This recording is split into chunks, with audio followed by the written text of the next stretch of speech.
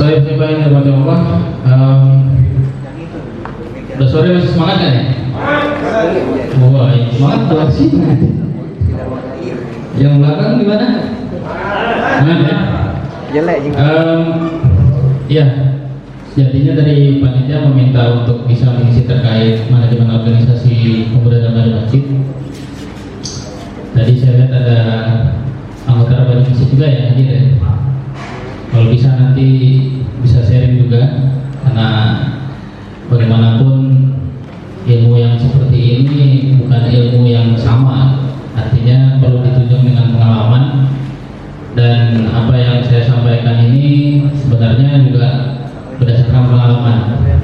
Sedikit flashback, sampai saat ini saya masih jadi anggota pengurus dari remaja masjid. Saya tergabung dari sejak 2006, itu masuk di pengurus anggota remaja masjid Agung Sunda Kelapa di Jakarta, di daerah Menteng. Ini juga yang hadir kalau salah ada Masjid Agung juga ya, di saudara sesama Agung gitu ya. Jadi mungkin nanti bisa berbagi dan juga sharing. Yang pertama tentu kita perlu pahami mengapa kita harus membentuk organisasi pemuda remaja masjid, atau simpelnya mengapa kita harus jadi bagian dari remaja masjid.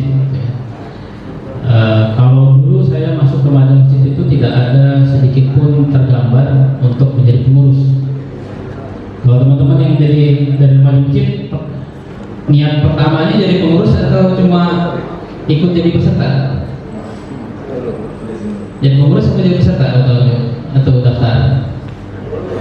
Pengurus ya langsung, masya Allah. Kalau saya enggak, saya sama sekali enggak terpikir jadi pengurus.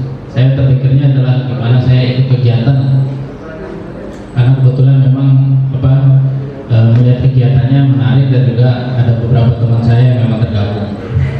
Nah, dari situlah kita harus menguatkan mengapa kita perlu ada organisasi remaja masjid. Nah, dari pengalaman selama ini sebenarnya ada dua mengapa di setiap masjid itu kita harapkan ada organisasi pemuda remaja masjid. Yang pertama, kalau bisa dilihat slide-nya, itu pertama adalah tujuannya adalah untuk pembentukan karakter. Ini juga pernah kita dengar ya, bahwa pemerintah di awal kepemerintahan Jokowi itu kan ada terkait revolusi mental ya. Ingat nggak?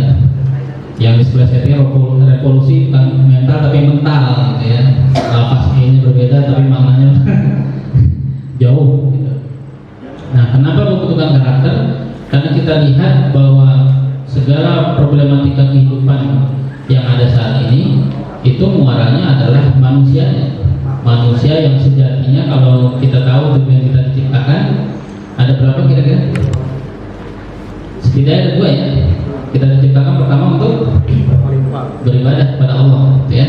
Yang kedua untuk menjadi khalifah. Khalifah itu maknanya bukan sekedar pemimpin, tetapi dia yang melanjutkan.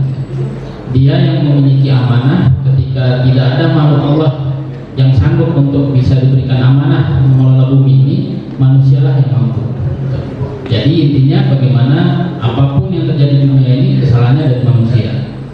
Nah, kita lihat kembali juga bagaimana mengapa Rasulullah ditugaskan ya oleh Allah, karena salah satunya tugas Rasulullah adalah bagaimana menyempurnakan akhlak. Nah, itulah yang menjadi konteks mengapa organisasi pemuda remaja masjid itu ada, karena salah satunya adalah tujuannya adalah bagaimana bisa membentuk anggotanya, yaitu anak muda, untuk bisa memiliki karakter seperti yang diharapkan oleh Al-Quran dan Sunnah.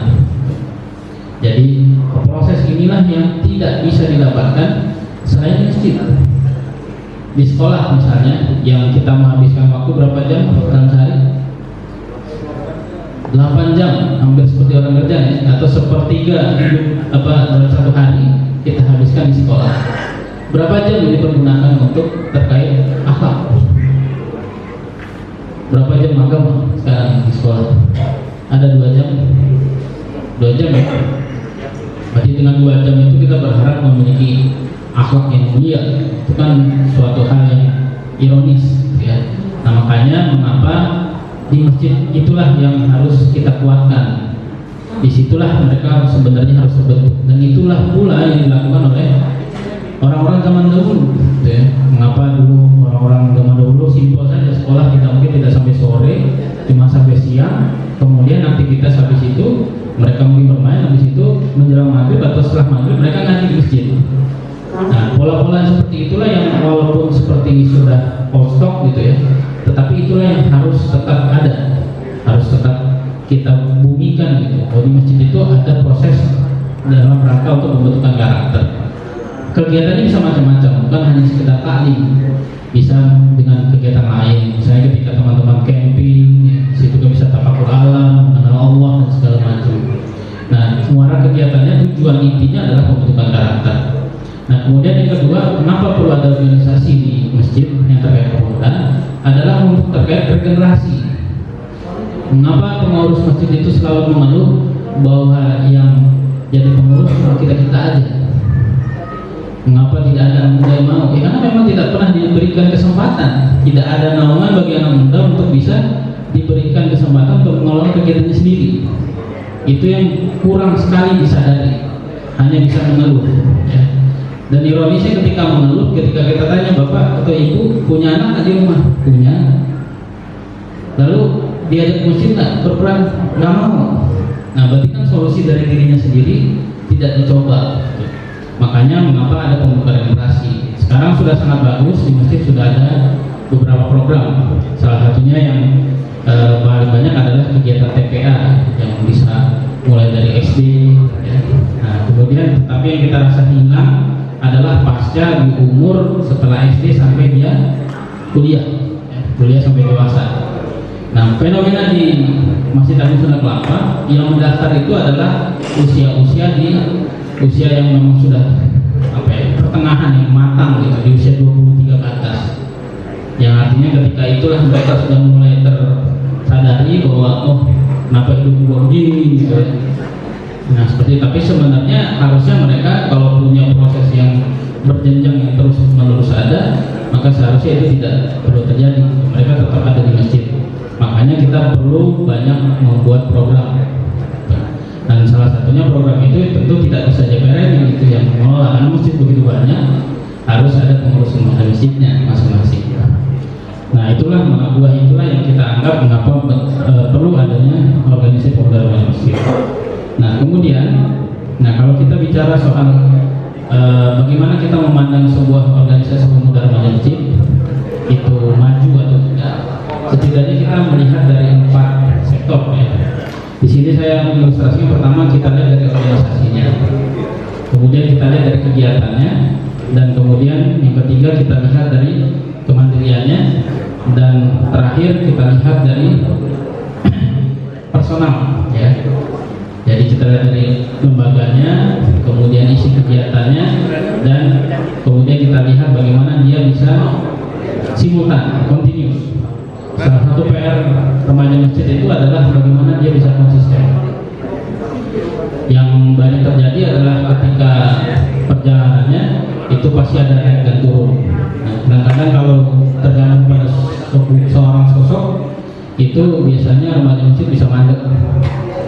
Ada kalanya ketika seseorang itu mungkin belum menikah, dia masih aktif. Setelah menikah dia terpaksa harus tinggal di rumah istrinya misalnya.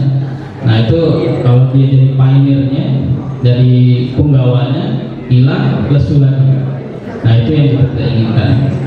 Nah coba kita gali dari satu-satu. Yang pertama dari sisi organisasi.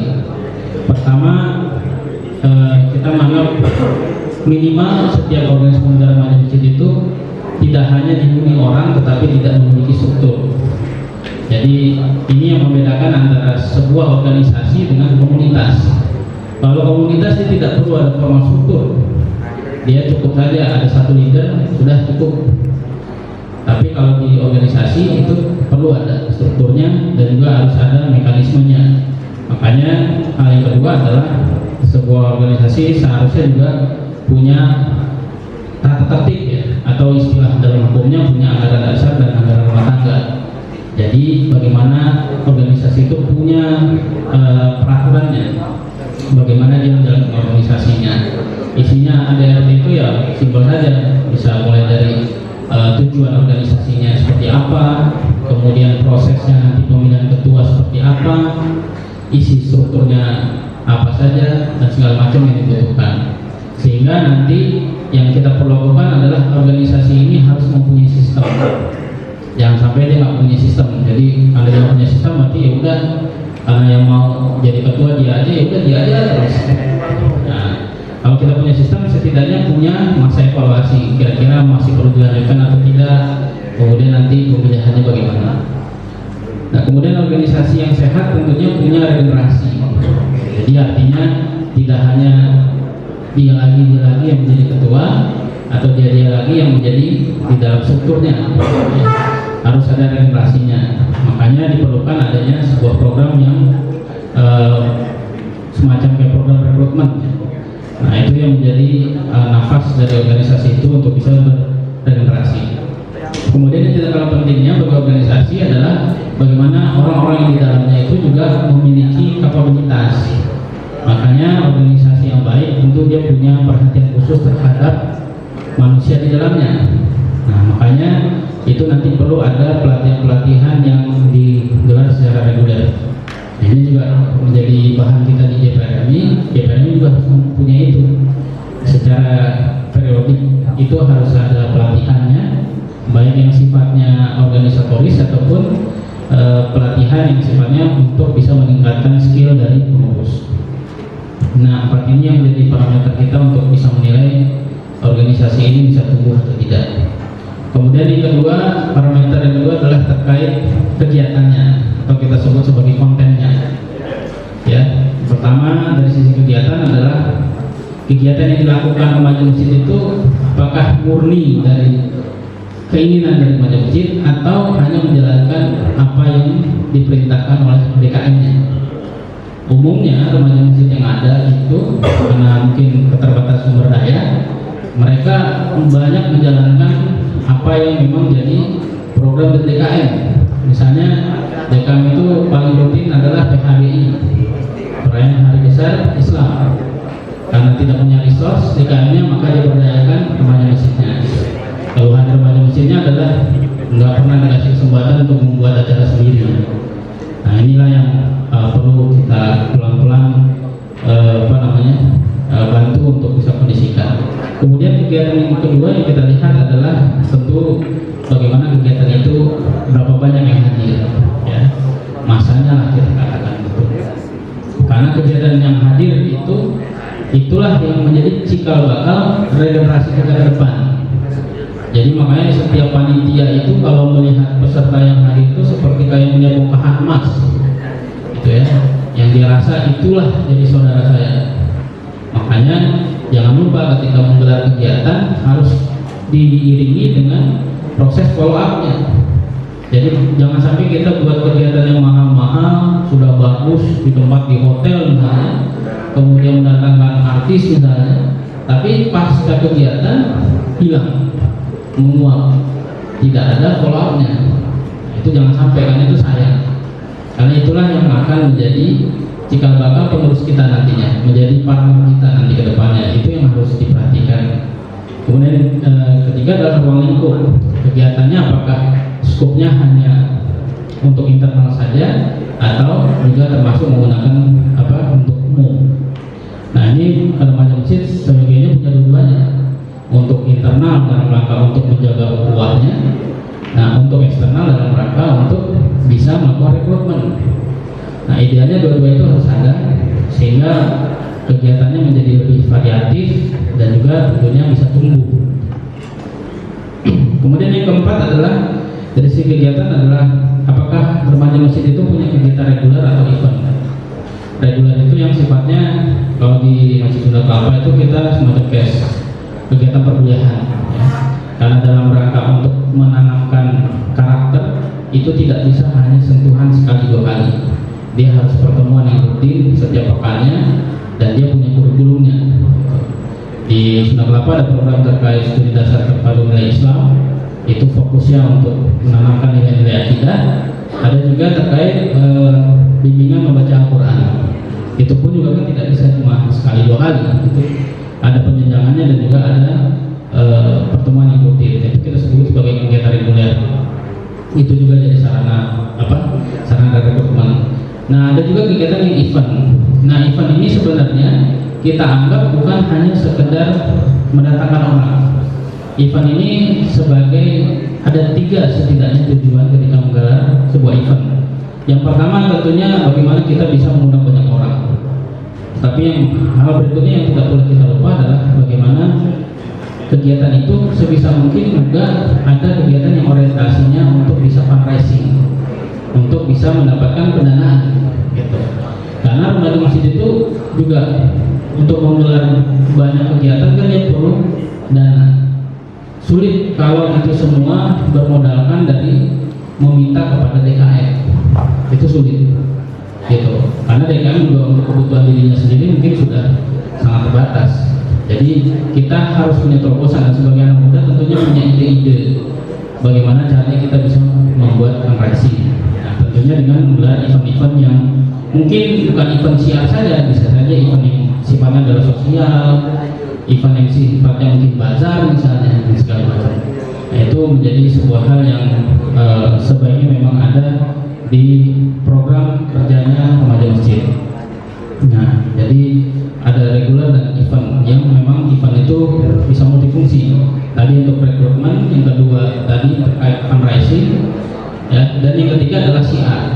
Ya, jadi sekarang dengan kecanggihan dunia medsos, biasanya untuk kegiatan siar itu jadi lebih mudah.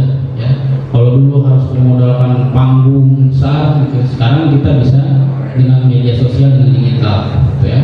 Nah, makanya hal ini juga harus ditunjang dengan kapabilitas dari teman-teman di pengurus, kemampuan digitalisasinya dan kemampuan untuk membuat konten itu sekarang menjadi hal yang berharga, tidak hanya di dunia dakwah remaja masjid tapi juga di dunia usaha gitu. Nah, kemudian yang ketiga, kemandirian. Nah, ini menjadi sebuah faktor kunci kemandirian yang harus ditunjukkan oleh remaja masjid.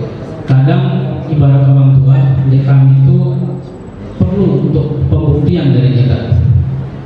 Kadang-kadang mereka menganggap remaja masjid itu sebagai anak bocah kecil yang cuma bisa minta dan minta dan minta. Nah, kemandirian inilah yang harus kita tumbuhkan sendiri, tidak bisa menunggu dari DKM ataupun siapapun. Remaja masjid itu harus kita dorong untuk bisa mampu membiayai dirinya sendiri, harus bisa berpikir kreatif, ya, seperti tadi yang disampaikan oleh narasumber di workshop sebelumnya. Nah, makanya kemandirian pertama yang harus kita wujudkan adalah bagaimana terkait dalam hal finansial, ya, dari hal dana. Kita harus punya beberapa program yang memang bisa menghasilkan dana yang akan berguna bagi operasional dari remaja masjid, ya. Tetapi yang perlu juga kita ketahui bersama bahwa tentu itu juga memerlukan pengorbanan kita juga, ya. Pengorbanan dari pengurus itu juga jangan lupa, ya, karena apapun juga itu harus berawal dari kita juga, pengorbanan kita. Kemudian yang kedua adalah terkait kemandirian kita untuk bisa menghasilkan itu dengan kita membuat beberapa, contohnya adalah merchandise, ya, seperti yang dilakukan di Surakarta. Biasanya mungkin juga dilakukan oleh beberapa komunitas, ya, ketika menggelar suatu acara butuh dana, misalnya kita buat jaket, gitu ya. Itu yang nantinya bisa dikontinue untuk remaja masjid bisa menghasilkan dana. Seperti yang dikatakan dari Reda itu kan tadi, bagaimana kita juga mengutamakan usaha-usaha potensi-potensi yang dimiliki oleh anggota. Nah, dari itulah yang nanti mungkin ada sharingnya yang bisa berguna untuk finansial dari organisasi. Kemudian pendataan donatur, ya, sebenarnya kita sering untuk menyebarkan proposal, tapi kita mungkin lupa mendata. Data sponsorship dan donatur itu sangat berharga, terutama bagaimana untuk kelanjutan organisasi berikutnya. Kadang-kadang ganti periode organisasi itu tidak turun data itu, dan itu menjadi kendala. Nah, organisasi yang besar itu harusnya bisa memiliki data yang memang bisa turun-temurun. Nah, kemudian yang keempat terkait kemandirian adalah terkait prasarana sendiri. Di Masjid Sunda Kelapa itu remaja masjidnya itu lebih dulu mengenal digital dibandingkan masjidnya. Jadi dia punya fokus sendiri sebelum mestinya membeli untuk dirinya sendiri kan. Ya, itu dari iuran istilahnya donatur yang kita miliki dan juga dari beberapa anggota kita urunan kan. Nah itu menjadi anggal. Intinya ketika kita mampu untuk mandiri, maka orang akan melihat kita itu memang benar-benar serius. Kita bisa layak untuk mendapatkan kepercayaan itu. Nah kadang-kadang DKM itu memerlukan pembuktian dari kita untuk menunjukkan itu. Ya, jadi mudah-mudahan seharusnya itu menjadi challenge yang menjadi karakter dari kita untuk senang menghadapi challenge itu. Nah, parameter yang keempat adalah terkait personal, anggota, individu dari setiap anggota yang ada. Karena bagaimanapun suka atau tidak, tentu orang akan melihat diri kita. Nggak usah jauh-jauh, orang tua kita pasti akan menilai gitu. Karena kalau kita berbuat salah, kadang-kadang orang tua mengatakan, kok gini ya remaja masjid? Katanya sering di masjid, tapi kok ngomong sama orang tua masih nada tinggi. Ngapain aja di masjid? Itu kadang-kadang keteladanan kita sebagai pengurus masjid itu, pengurus remaja masjid itu harus bisa terlihat. Makanya salah satu karakter personal yang harus kita perbaiki adalah terkait juga akhlak. Ya, akhlak itu kepada siapapun kita harus bisa memiliki akhlak yang mulia. Ya, kita tidak gampang untuk terpancing emosi dan kita juga bisa mengendalikan diri ini dari hal-hal yang tidak bermanfaat atau kesia-siaan. Yang kedua, parameter personal itu adalah bagaimana setiap pengurus itu yang sudah tergabung di remaja masjid itu adalah seorang yang aktif berdakwah.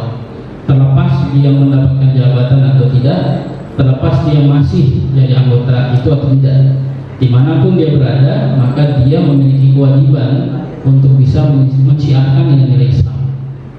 Jadi kemanapun kita melangkah, tentu ke masjid juga kita harus bisa berkontribusi. Misalnya teman-teman mendapatkan pekerjaan misalnya di luar daerah, berarti ingat kita tuh secara nggak langsung sudah jadi pengurus remaja masjid, berarti kita harus memamurkan masjid dimanapun itu berada. Nah itu menjadi salah satu karakter. Saya ingat di waktu dulu ketika nyari kerja itu disampaikan bahwa ketika seseorang misalnya pernah kerja di Citibank, maka itu menjadi rebutan ya, karena Citibank itu terkenal dengan budaya kerjanya yang sudah melekat di setiap individunya. Jadi ketika dia sudah lepas, maka dia jadi individu yang berkualitas yang dicari-cari. Nah begitu juga dengan pengurus remaja masjid. Jadi dia harus bisa menjadi individu yang berkualitas. Jadi ketika dia dimanapun dia berada, dia itu menjadi emas. Dia menjadi orang yang dibutuhkan, orang yang senantiasa bisa bermanfaat bagi lingkungannya. Nah itu menjadi satu penilaian juga bagi kita. Makanya ketika kita jadi remaja masjid, maka semestinya kita sudah mentekadkan dalam diri kita bahwa kita sudah memilih jalan dakwah ini. Terlepas kita jadi anggota remaja masjid A, kemudian kita tidak, gitu. Tapi apapun juga itu harus kita tempuh. Karena kita sudah meyakini bahwa dengan jalan ini kita mendapatkan ridho Allah. Nah kemudian personal itu, parameter berikutnya adalah bagaimana kita ketika di dalam remaja masjid itu ada sebuah perubahan, ada sebuah peningkatan skill dan kompetensi. Nah ini menjadi PR dari pengurus, bagaimana caranya, karena kita pun ketika tergabung dalam sebuah organisasi tentu kita inginnya ada benefitnya, ada hal yang baik yang bisa kita dapatkan. Tidak hanya berupa materi, tetapi juga kita juga ingin bisa dapatin terutama dalam hal kapabilitas kita. Makanya jangan lupa remaja masjid itu harus punya program untuk peningkatan kapasitas diri agar nanti mereka ketika menghadapi dunia usaha atau dunia nyata mereka menjadi personal yang mandiri. Dan kemudian yang ketiga adalah peran serta kita di masyarakat. Jadi sehabis menjadi ketua remaja masjid, seharusnya skup dakwah kita itu menjadi lebih luas. Kita tidak hanya berpikir tentang remaja masjid kita sendiri, tapi kita mencoba untuk mengembangkan dari apa yang sudah kita dapatkan ketika di remaja masjid. Kita sudah punya pengalaman nih mengelola remaja masjid, dan kita tahu bahwa ada di lingkungan kita ada masjid-masjid lain yang belum ramai. Nah, maka itu kita harus bisa menjadi seorang leader yang mampu untuk bisa membawa perubahan di masjid-masjid yang lain. Nah, yang berikutnya terkait bagaimana tahapan-tahapan kita membangun organisasi. Ini berdasarkan apa yang pernah saya lakukan. Yang pertama adalah yang pertama tentu kita harus membangun kepercayaan dari TKM, ya. Suka atau tidak, seburuk-buruknya atau tidak sesuainya kita dengan TKM, dialah ayah kita, gitu. Jadi tetap kita harus hormati, tetap kita harus santun, dan kita harus bersabar. Kalau ada keinginan kita tidak dipenuhi, maka ya sudah, kita coba cari alternatif lain. Jangan sampai kehilangan akal, jangan sampai kita mutung atau kita apa ya istilahnya jadi nggak mau gitu ya, nggak mau lagi aktif masjid karena semuanya di-cut gitu ya. Jangan. Itu adalah sebuah tantangan, dan percayalah itulah proses. Itu proses, setidaknya kalau kita berpikir positif, setidaknya itu jadi proses pengembangan diri kita. Kita harusnya bisa berinovasi, kira-kira pakai cara apa lagi. Jadi jangan menyerah, jangan berhenti di satu titik.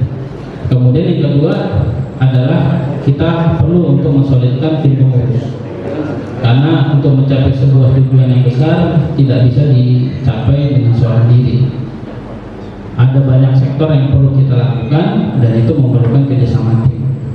Nah, itu yang harus kita ingat, maka perkuat gitu. Dan sering-seringlah untuk bisa berkumpul ya, dalam rangka untuk menyamakan visi dan untuk bisa menguatkan ukhuwah.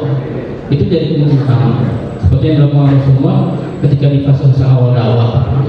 Rasulullah itu senantiasa mengumpulkan para sahabat untuk bisa menanamkan modal itu, yaitu modal akidah. Nah, begitu juga dengan kita di remaja masjid ataupun di JPRM.